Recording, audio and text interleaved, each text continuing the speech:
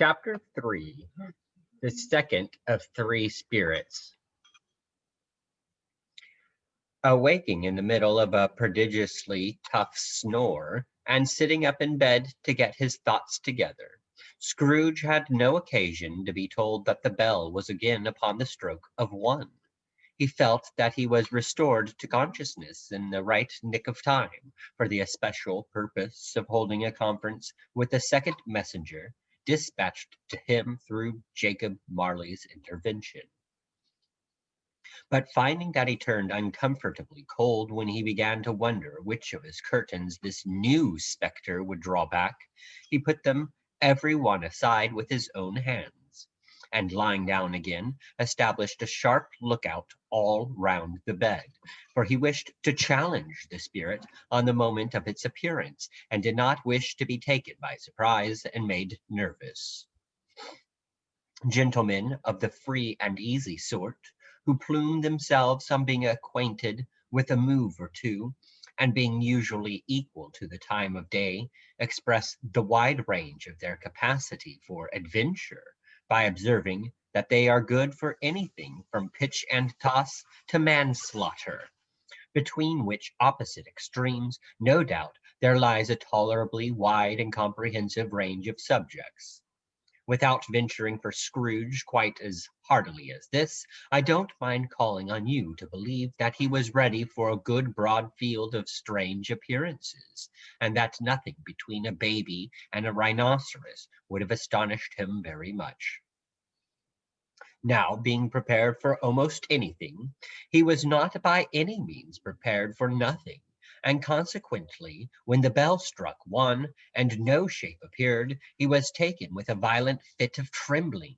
5 minutes, 10 minutes, a quarter of an hour went by, yet nothing came. All this time he lay upon his bed, the very core and centre of a blaze of ruddy light, which streamed upon it when the clock proclaimed the hour, and which, being only light, was more alarming than a dozen ghosts, as he was powerless to make out what it meant or would be at, and was sometimes apprehensive that he might be at that very moment an interesting case of spontaneous combustion, without having the consolation of knowing it. At last, however, he began to think, as you or I would have thought at first, for it is always the person not in the predicament who knows what ought to have been done in it, and would unquestionably have done it too. At last, I say, he began to think that the source and secret of this ghostly light might be in the adjoining room, from whence, on further tracing it, it seemed to shine. This idea taking full possession of his mind, he got up softly and shuffled in his slippers to the door. The moment Scrooge's hand was on the lock, a strange voice called him by his name and bade him enter. He obeyed. It was his own room, there was no doubt about that, but it had undergone a surprising transformation. The walls and ceiling were so hung with living green that it looked a perfect grove, from every part of which bright gleaming berries glistened. The crisp leaves of holly, mistletoe, and ivy reflected back the light, as if so many little mirrors had been scattered there, and such a mighty blaze went roaring up the chimney as that dull petrification of a hearth had never known in Scrooge's time, or Marley's, or for many and many a wintry season gone. Heaped up on the floor to form a kind of throne were turkeys, geese, game, poultry, brawn, great joints of meat, sucking pigs, long wreaths of sausages, mince pies, plum puddings, barrels of oysters, red-hot chestnuts, cherry-cheeked apples, juicy oranges, luscious pears, immense twelfth cakes, and seething bowls of punch that made the chamber dim with their delicious steam. In easy state upon this couch there sat a jolly giant, glorious to see, who bore a glowing torch, in shape not unlike Plenty's horn, and held it up, high up, to shed its light on Scrooge as he came peeping round the door. "Come in!" exclaimed the ghost. "Come in and know me better, man." Scrooge entered timidly and hung his head before this spirit. He was not the dogged Scrooge he had been, and though the spirit's eyes were clear and kind, he did not like to meet them. "I am the ghost of Christmas present," said the spirit. "Look upon me." Scrooge reverently did so. It was clothed in one simple deep green robe or mantle, bordered with white fur. This garment hung so loosely on the figure that its capacious breast was bare, as if disdaining to be warded or concealed by any artifice. Its feet, observable beneath the ample folds of the garment, were also bare, and on its head it wore no other covering than a holly wreath, set here and there with shining icicles. Its dark brown curls were long and free as its genial face, its sparkling eye, its open hand, its cheery voice, its unconstrained demeanor, and its joyful air. Girded round its middle was an antique scabbard, but no sword was in it, and the ancient sheath was eaten up with rust. "You have never seen the like of me before," exclaimed the spirit. "Never," Scrooge made answer to it. "Have never walked forth with the younger members of my family, meaning, for I am very young, my elder brothers born in these later years?" pursued the phantom. "I don't think I have," said Scrooge. "I'm afraid I have not. Have you had many brothers, spirit?" "More than 1,800," said the ghost.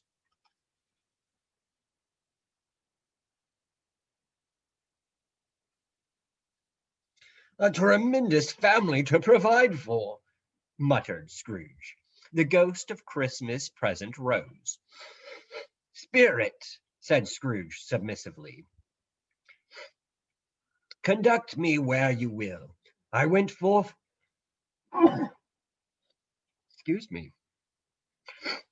I went forth last night on compulsion, and I learnt a lesson which is working now. Tonight, if you have aught to teach me, let me profit by it." "Touch my robe." Scrooge did as he was told, and held it fast. Holly, mistletoe, red berries, ivy, turkeys, geese, game, poultry, brawn, meat, pigs, sausages, oyster pies, pudding, fruit, and punch all vanished instantly. So did the room, the fire, the ruddy glow, the hour of night, and they stood in the city streets on Christmas morning, where, for the weather was severe, the people made a rough but brisk and not unpleasant kind of music, and scraping the snow from the pavement in front of their dwellings and from the tops of their houses, whence it was mad delight to the boys to see it come plumping down into the road below and splitting into artificial little snowstorms. The house fronts looked black enough, and the windows blacker, contrasting with the smooth sheet of snow upon the roofs, and with the dirtier snow upon the ground, which last deposit had been ploughed up in deep furrows by the heavy wheels of carts and wagons, furrows that crossed and recrossed each other hundreds of times, where the great streets branched off and made intricate channels, hard to trace, in the thick yellow mud and icy water. The sky was gloomy, and the shortest streets were choked up with a dingy mist, half thawed, half frozen, whose heavier particles descended in a shower of sooty atoms, as if all the chimneys in Great Britain had, by one consent, caught fire, and were blazing away to their dear hearts' content. There was nothing very cheerful in the climate or the town, and yet was there an air of cheerfulness abroad that the clearest summer air and brightest summer sun might have endeavored to diffuse in vain.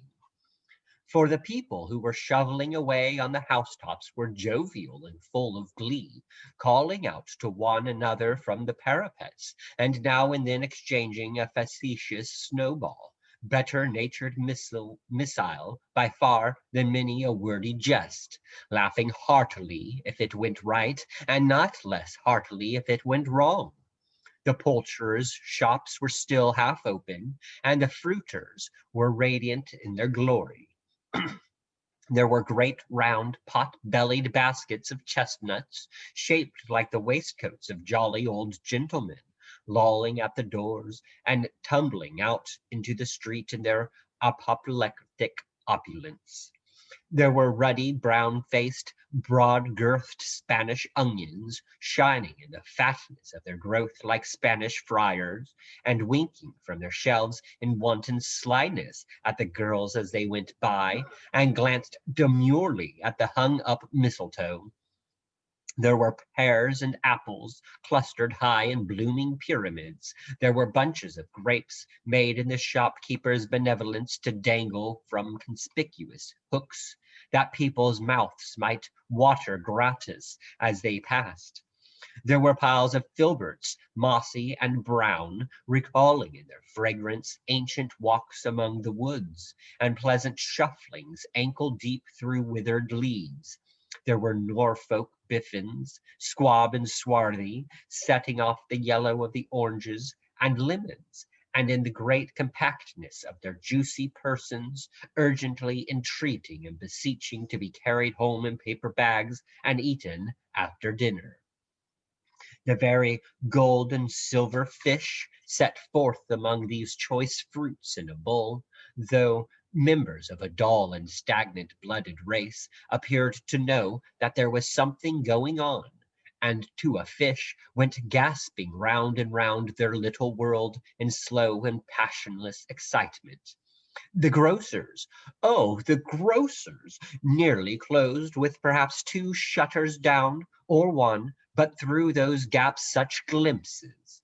It was not alone that the scales descending on the counter made a merry sound, or that the twine and roller parted company so briskly, or that the canisters were rattled up and down like juggling tricks, or even that the blended scents of tea and coffee were so grateful to the nose, or even that the raisins were so plentiful and rare, the almonds so extremely white, the sticks of cinnamon so long and straight, the other spices so delicious, the candied fruits so caked and spotted with molten sugar as to make the coldest lookers on feel faint and subsequently bilious.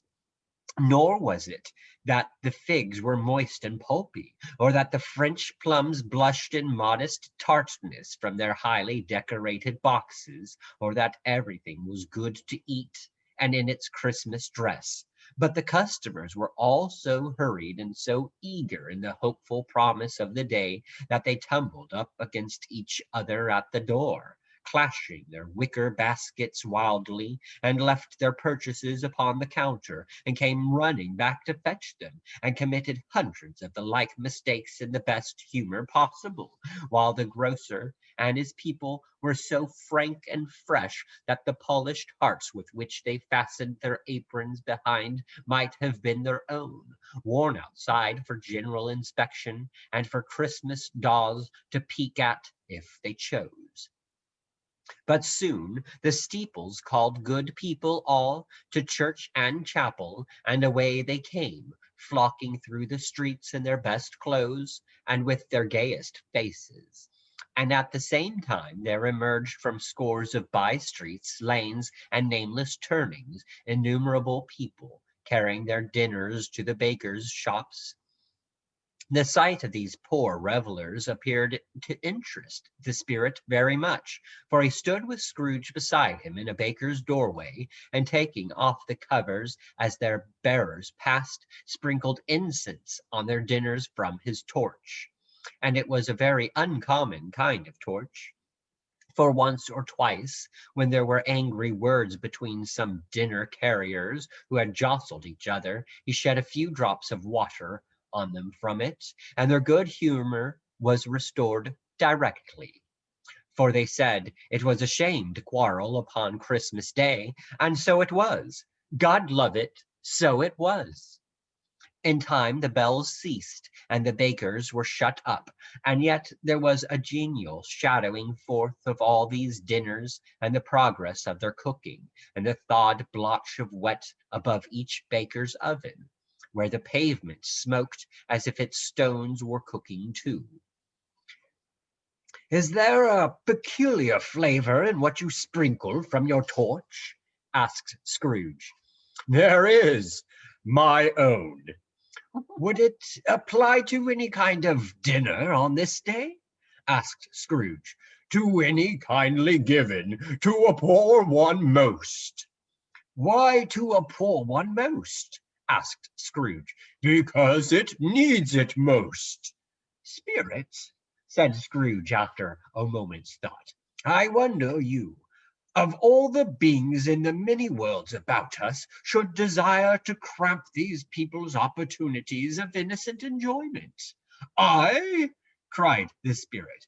"You would deprive them of their means of dining every seventh day, often the only day on which they can be said to dine at all," said Scrooge. "Wouldn't you?" "I?" cried the spirit. "You seek to close these places on the seventh day?" said Scrooge. "And it comes to the same thing." "I seek!" exclaimed the spirit. "Forgive me if I am wrong. It has been done in your name, or at least in that of your family," said Scrooge.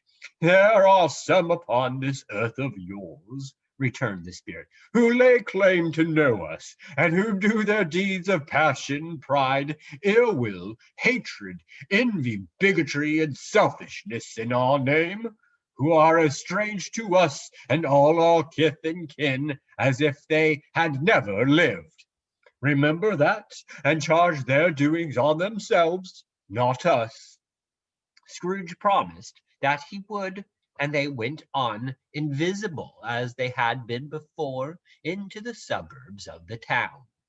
It was a remarkable quality of the ghost, which Scrooge had observed at the baker's, that notwithstanding his gigantic size, he could accommodate himself to any place with ease, and that he stood beneath a low roof quite as gracefully and like a supernatural creature as it was possible he could have done in any lofty hall. And perhaps it was the pleasure the good spirit had in showing off his power, or else it was his own kind, generous, hearty nature, and his sympathy with all poor men, that led him straight to Scrooge's clerk's. For there he went, and took Scrooge with him, holding to his robe. And on the threshold of the door the spirit smiled, and stopped to bless Bob Cratchit's dwelling with the sprinkling of his torch. Think of that! Bob had but 15 bob a week himself. He pocketed on Saturdays about 15 copies of his Christian name, and yet the ghost of Christmas present blessed his 4-roomed house.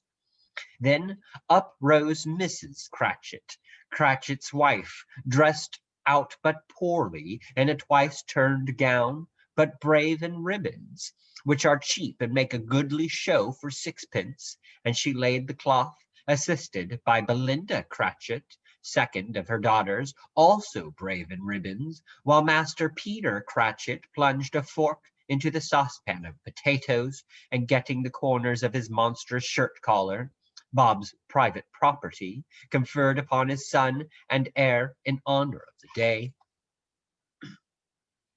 into his mouth, rejoiced to find himself so gallantly attired, and yearned to show his linen in the fashionable parks.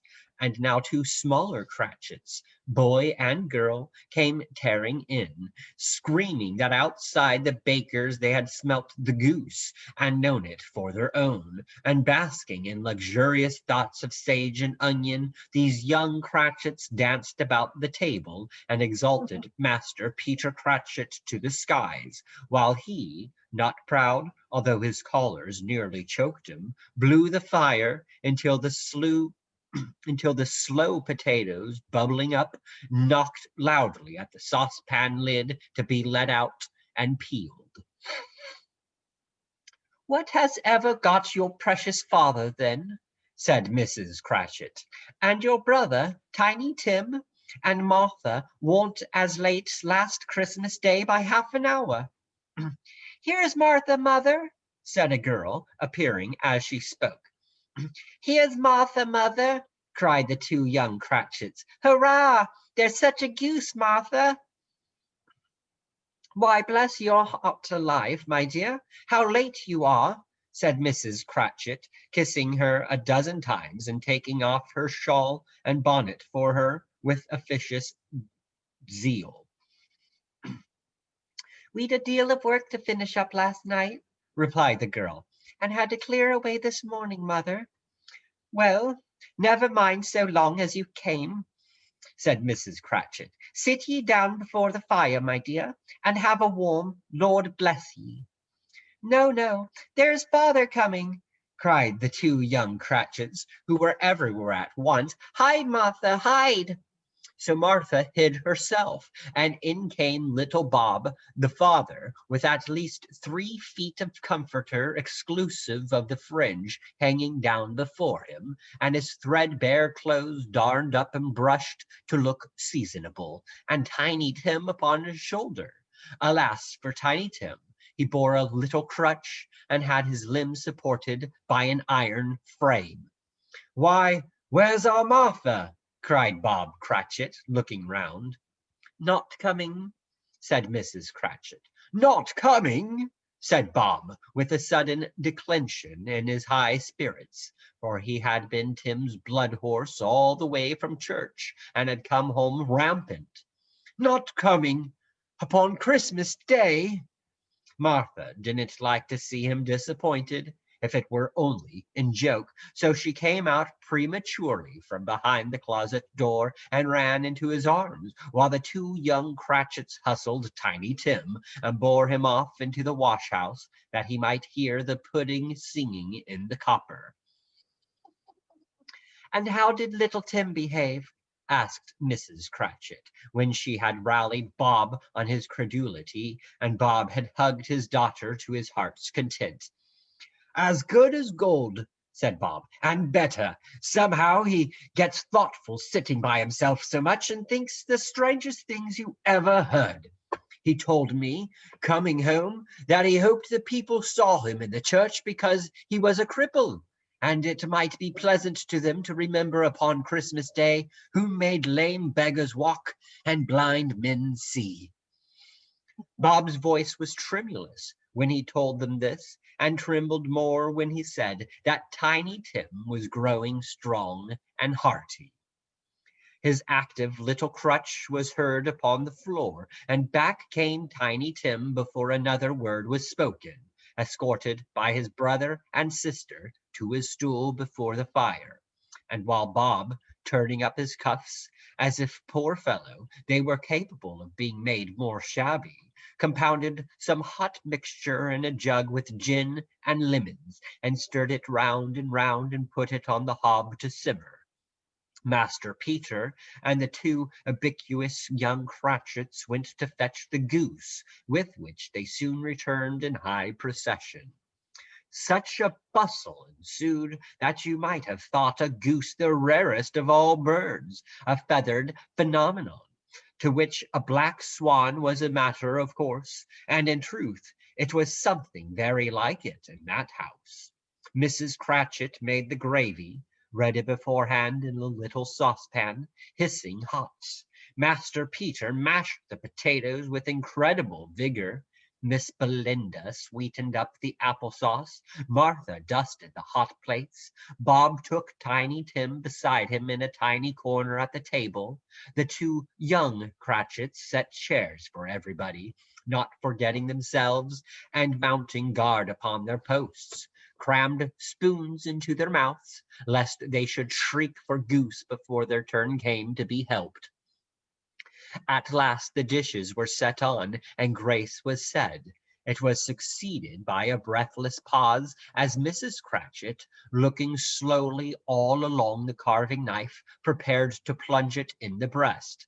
But when she did, and when the long expected gush of stuff of stuffing issued forth, one murmur of delight arose all around the board, and even Tiny Tim, excited by the two young Cratchits, beat on the table with the handle of his knife and feebly cried, "Hurrah!" There never was such a goose. Bob said he didn't believe there ever was such a goose cooked. Its tenderness and flavor, size and cheapness were the themes of universal admiration.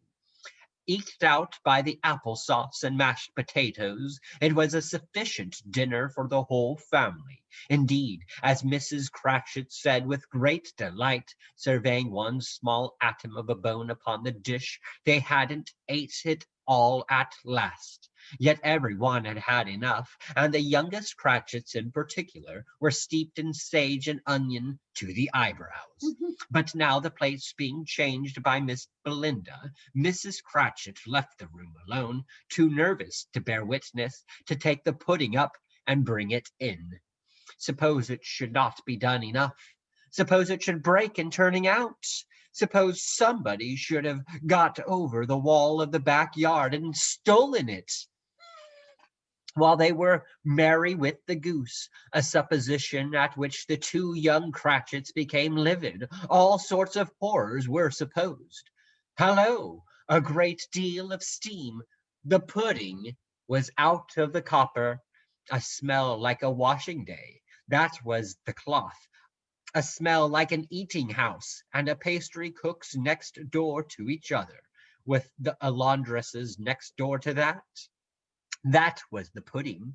In half a minute, Mrs. Cratchit entered, flushed but smiling proudly, with the pudding like a speckled cannonball, so hard and firm, blazing in half a quartern of ignited brandy, and bedight with Christmas holly stuck into the top. "Oh, a wonderful pudding," Bob Cratchit said, and calmly, too, that he regarded it as the greatest success achieved by Mrs. Cratchit since their marriage. Mrs. Cratchit said that now the weight was off her mind. She would confess she had had her doubts about the quantity of flour. Everybody had something to say about it, but nobody said or thought it was at all a small pudding for a large family. It would have been flat heresy to do so. Any Cratchit would have blushed to hint at such a thing. At last the dinner was all done. The cloth was cleared, the hearth swept, and the fire made up. The compound in the jug being tasted and considered perfect, apples and oranges were put upon the table, and a shovel full of chestnuts on the fire.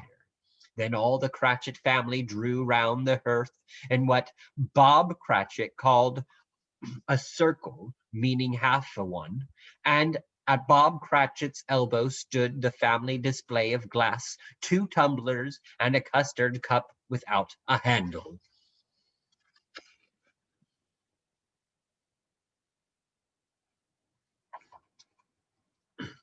These held the hot stuff from the jug, however, as well as golden goblets would have done, and Bob served it out with beaming looks, while the chestnuts on the fire sputtered and crackled noisily. Then Bob proposed, "A Merry Christmas to us all, my dears. God bless us," which all the family re-echoed. "God bless us, every one," said Tiny Tim, the last of all. He sat very close to his father's side upon his little stool. Bob held his withered little hand in his, as if he loved the child and wished to keep him by his side, and dreaded that he might be taken from him. "Spirit," said Scrooge, with an interest he had never felt before, "tell me if Tiny Tim will live." "I see a vacant seat," replied the ghost, "in the poor chimney corner, and a crutch without an owner, carefully preserved. If these shadows remain unaltered by the future, the child will die." "No, no," said Scrooge. "Oh, no, kind spirit. Say he will be spared." "If these shadows remain unaltered by the future, None other of my race, returned the ghost, will find him here. What then? If he be like to die, he had better do it, and decrease the surplus population. Scrooge hung his head to hear his own words quoted by the spirit, and was overcome with penitence and grief. Man, said the ghost, if man you be in heart, not adamant, forbear that wicked cant until you have discovered what the surplus is, and where it is. Will you decide what men shall live, what men shall die?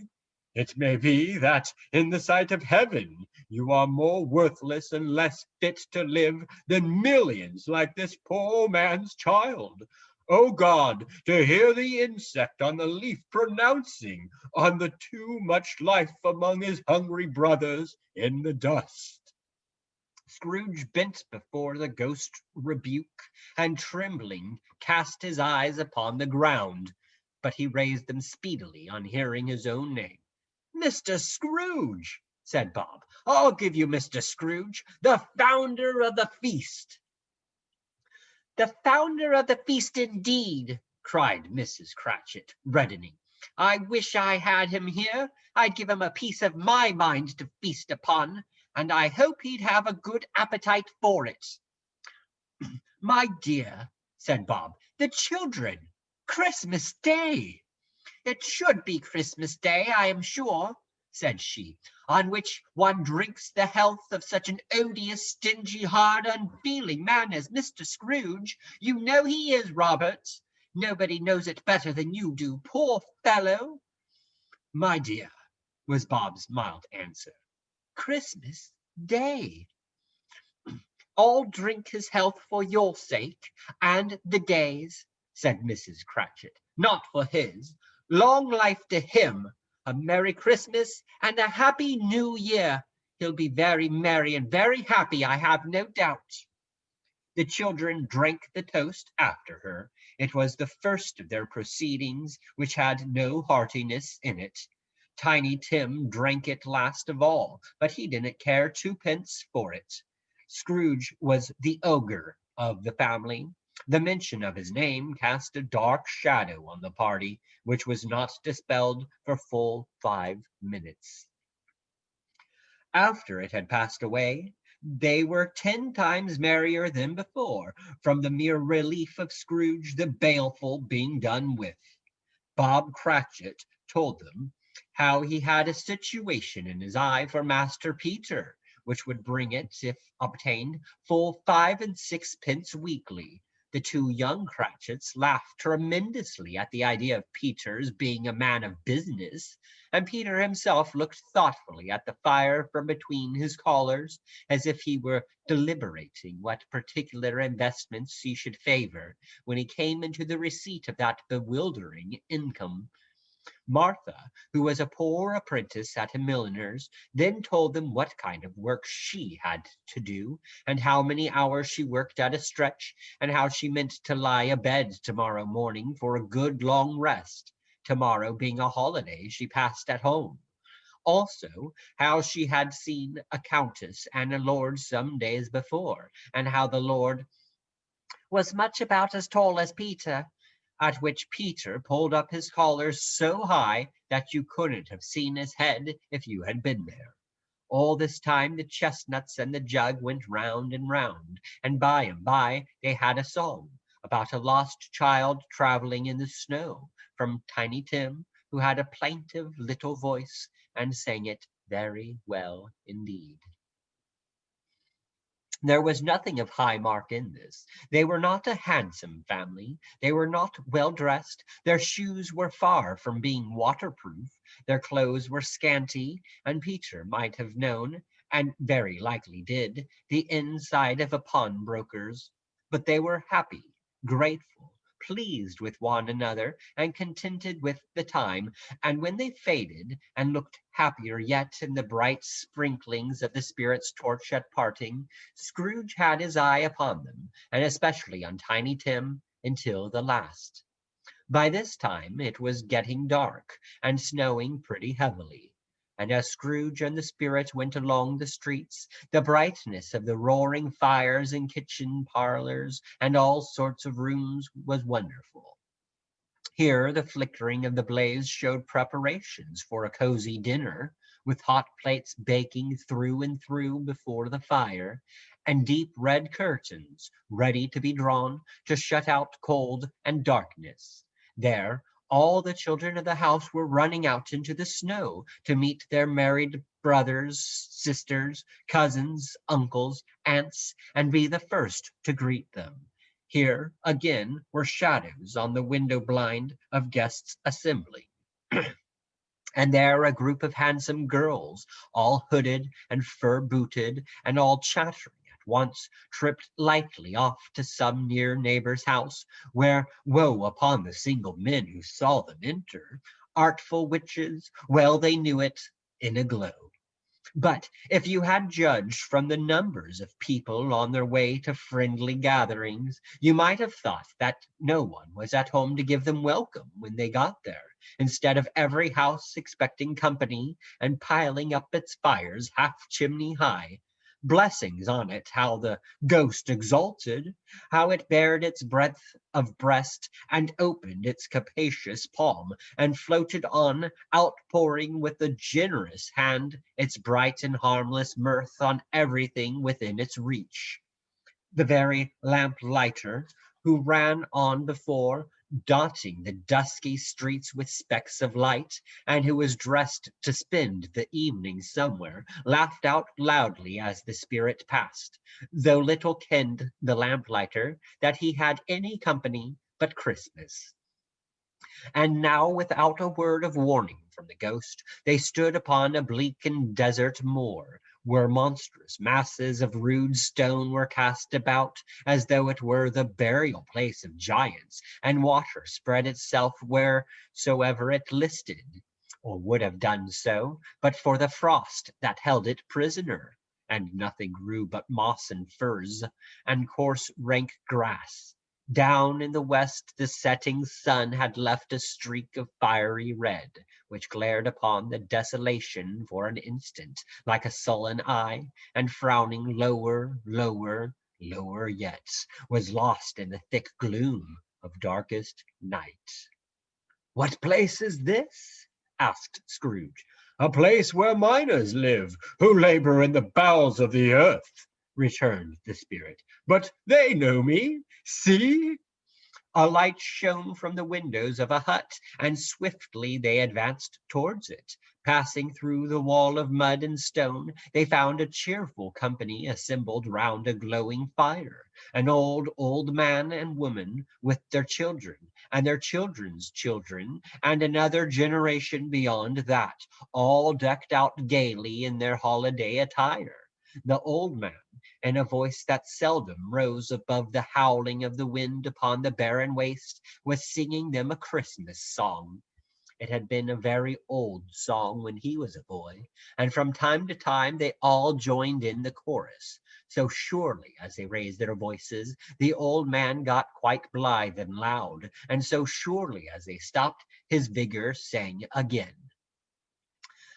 The spirit did not tarry here, but bade Scrooge hold his robe, and passing on above the moor, sped whither?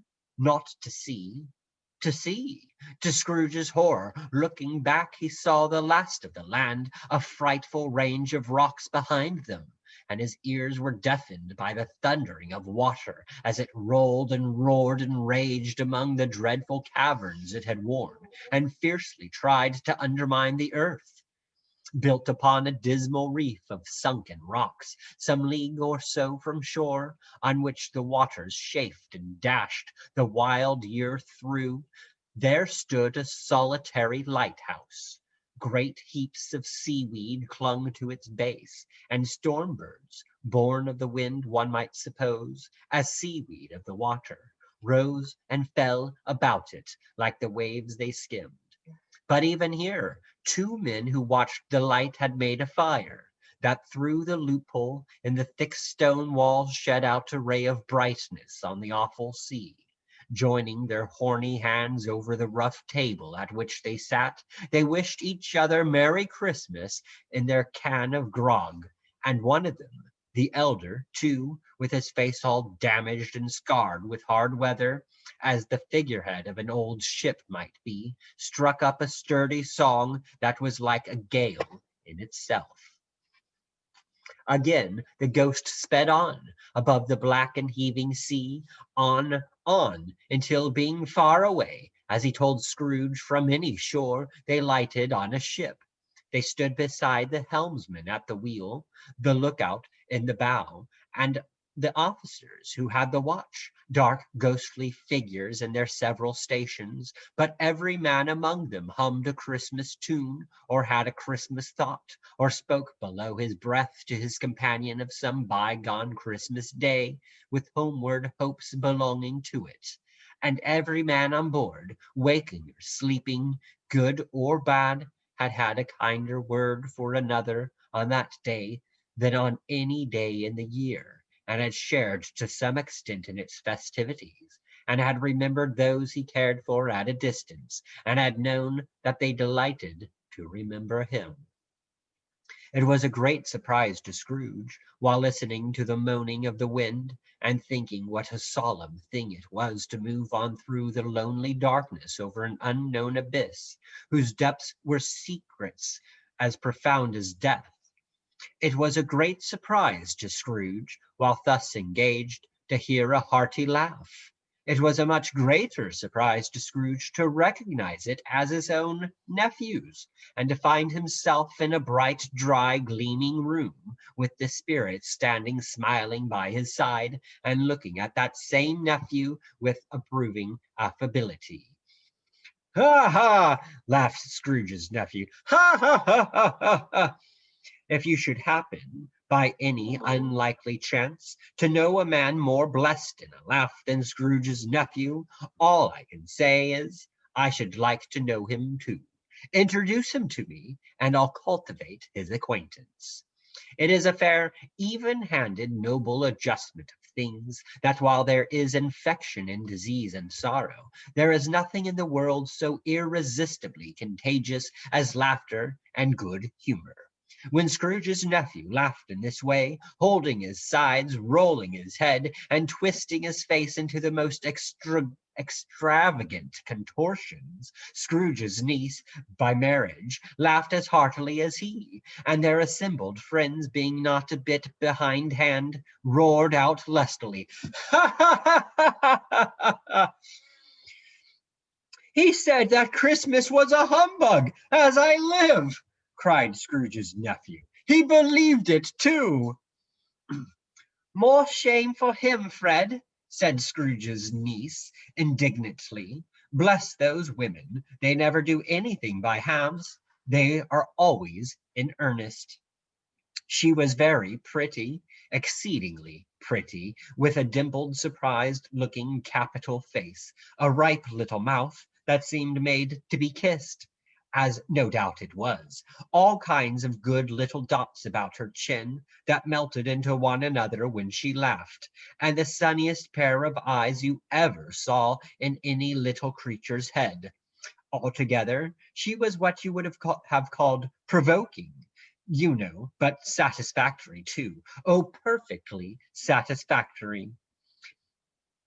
"He's a comical old fellow," said Scrooge's nephew. "That's the truth, and not so pleasant as he might be. However, his offences carry their own punishment, and I have nothing to say against him." "I'm sure he is very rich, Fred," hinted Scrooge's niece. "At least you always tell me so." "What of that, my dear?" said Scrooge's nephew. "His wealth is of no use to him. He don't do any good with it. He don't make himself comfortable with it. He hasn't the satisfaction of thinking that he is ever going to benefit us with it." "I have no patience with him," observed Scrooge's niece. Scrooge's niece's sisters and all the other ladies expressed the same opinion. "Oh, I have," said Scrooge's nephew. "I'm sorry for him. I couldn't be angry with him if I tried. Who suffers by his ill whims? Himself, always. Here he takes it into his head to dislike us, and he won't come and dine with us. What's the consequence? He don't lose much of a dinner. Indeed, I think he loses a very good dinner, interrupted Scrooge's niece. Everybody else said the same, and they must be allowed to have been competent judges, because they had just had dinner, and with the dessert upon the table, were clustered round the fire by lamplight. Well, I'm very glad to hear it, said Scrooge's nephew, because I haven't great faith in these young housekeepers. What do you say, Topper? Topper had clearly got his eye upon one of Scrooge's niece's sisters, for he answered that a bachelor was a wretched outcast who had no right to express an opinion on the subject, whereat Scrooge's niece's sister, the plump one with the lace tucker, not the one with the roses, blushed. Don't go on, Fred, said Scrooge's niece, clapping her hands. He never finishes what he begins to say. He is such a ridiculous fellow. Scrooge's nephew revelled in another laugh, and as it was impossible to keep the infection off, though the plump sister tried hard to do it with aromatic vinegar, his example was unanimously followed. I was going to say, said Scrooge's nephew, that the consequence of his taking a dislike to us and not making merry with us is, as I think, that he loses some pleasant moments, which could do him no harm. I am sure he loses pleasanter companions than he can find in his own thoughts, either in his mouldy old office or his dusty chambers. I mean to give him the same chance every year, whether he likes it or not, for I pity him. He may rail at Christmas till he dies, but he can't help thinking better of it. I defy him. If he finds me going there in good temper year after year and saying, Uncle Scrooge, how are you? If it only puts him in the vein to leave his poor clerk £50, that's something. And I think I shook him yesterday. It was their turn to laugh now at the notion of his shaking Scrooge, but being thoroughly good-natured, and not much caring what they laughed at, so that they laughed at any rate, he encouraged them in their merriment, and they passed the bottle joyously. After tea, they had some music, for they were a musical family, and knew what they were about when they sung a glee or catch, I can assure you, especially Topper, who could growl away in the bass like a good one, and never swell the large veins in his forehead, or get red in the face over it.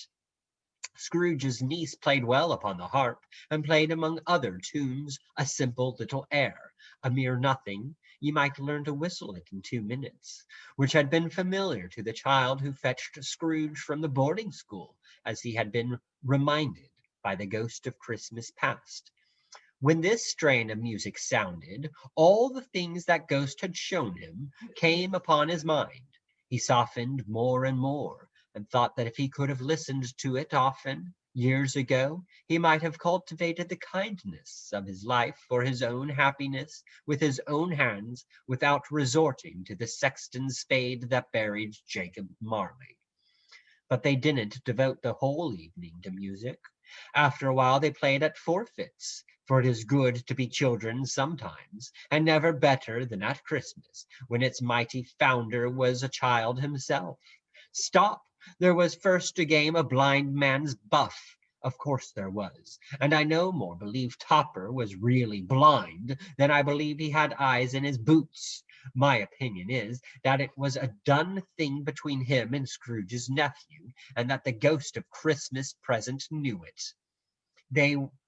The way he went after that plump sister in the lace tucker was an outrage on the credulity of human nature, knocking down the fire irons, tumbling over the chairs, bumping against the piano, smothering himself among the curtains. Wherever she went, there went he.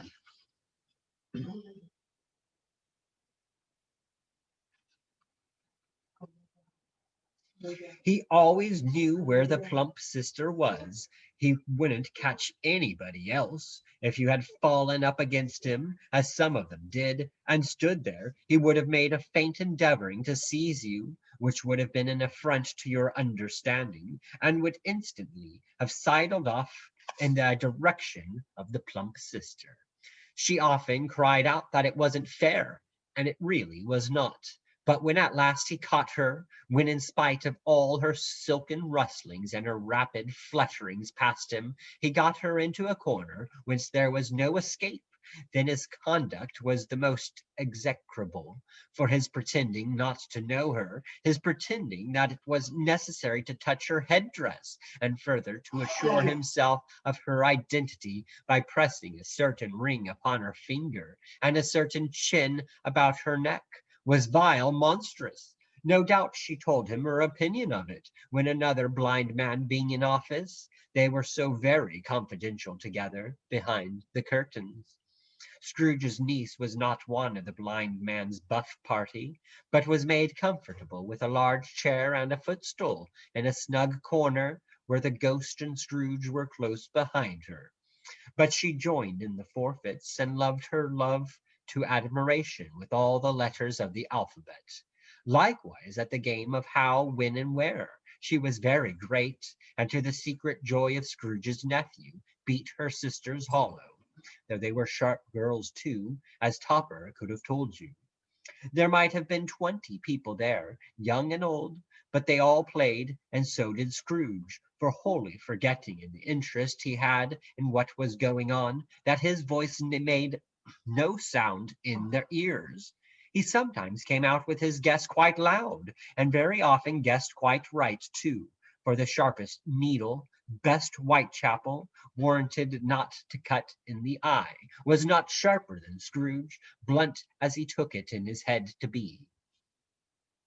The ghost was greatly pleased to find him in this mood, and looked upon him with such favor that he begged like a boy to be allowed to stay until the guests departed. But this the spirit said could not be done. "Here's a new game," said Scrooge. "1/2 hour, spirit, only one." It was a game called Yes and No, where Scrooge's nephew had to think of something, and the rest must find out what, he only answering to their questions yes or no, as the case was. The brisk fire of questioning was to which he was exposed, elicited from him that he was thinking of an animal, a live animal, rather a disagreeable animal, a savage animal, an animal that growled and grunted sometimes, and talked sometimes, and lived in London, and walked about the streets, and wasn't made a show of, and wasn't led by anybody, and didn't live in a menagerie, and was never killed in a market, and was not a horse, or an ass, or a cow, or a bull, or a tiger, or a dog, or a pig, or a cat, or a bear.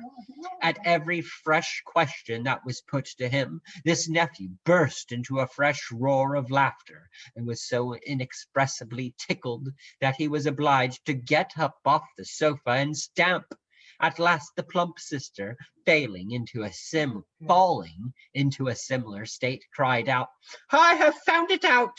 I know what it is, Fred! I know what it is!" "What is it?"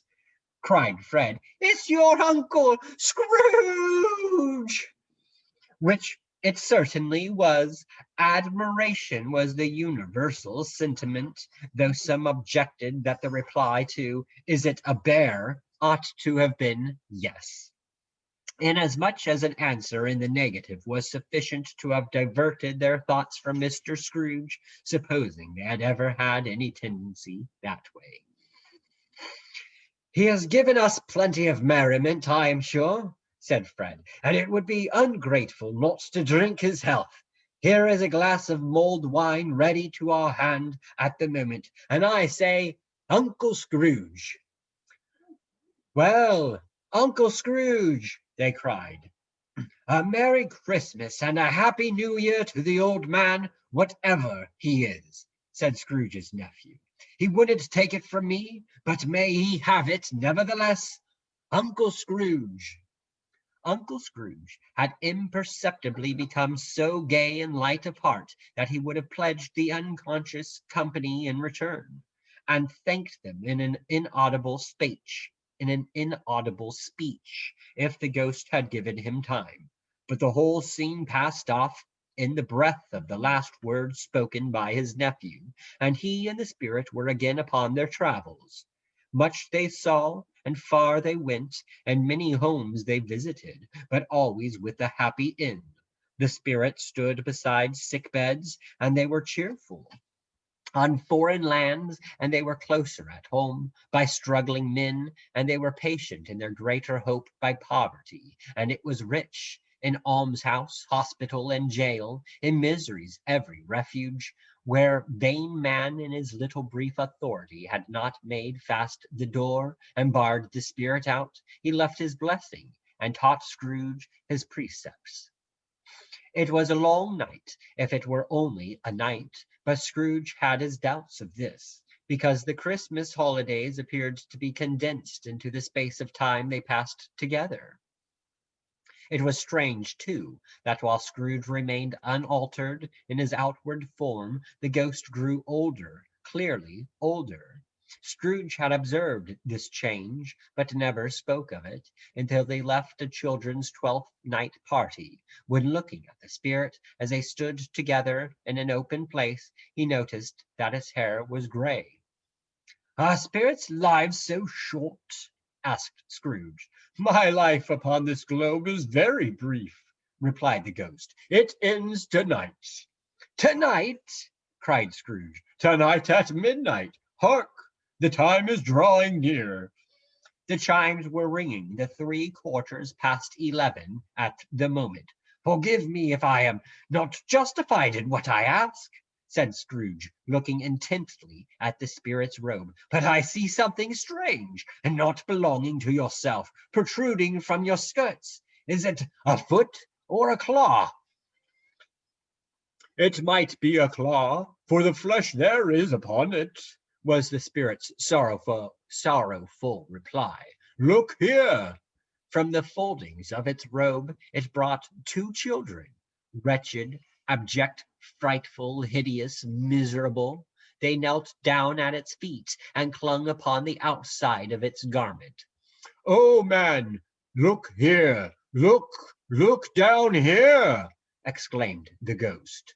They were a boy and girl, yellow, meager, ragged, scowling, wolfish, but prostrate, too, in their humility, where graceful youth should have filled their features out and touched them with its freshest tints. A stale and shriveled hand, like that of age, had pinched and twisted them and pulled them into shreds.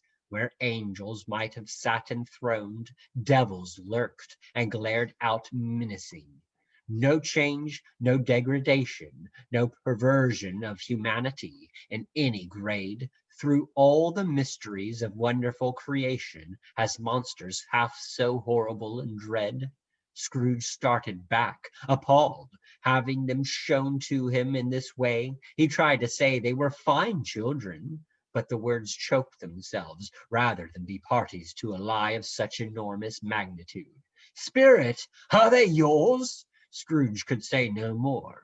They are man's, said the spirit, looking down upon them, and they cling to me, appealing from their fathers. This boy is ignorance, this girl is want. Beware them both, and all of their degree, but most of all, beware this boy, for on his brow I see that written which is doom, unless the writing be erased. Deny it, cried the spirit, stretching out its hand towards the city. Slander those who tell it ye. Admit it for your fascist purposes, and make it worse, and bide the end. Have they no refuge or resource? cried Scrooge. Are there no prisons? said the spirit, turning on him for the last time with his own words. Are there no workhouses? The bell struck 12. Scrooge looked about him for the ghost, and saw it not. As the last stroke ceased to vibrate, he remembered the prediction of old Jacob Marley, and lifting up his eyes, beheld a solemn phantom, draped and hooded, coming like a mist along the ground towards him.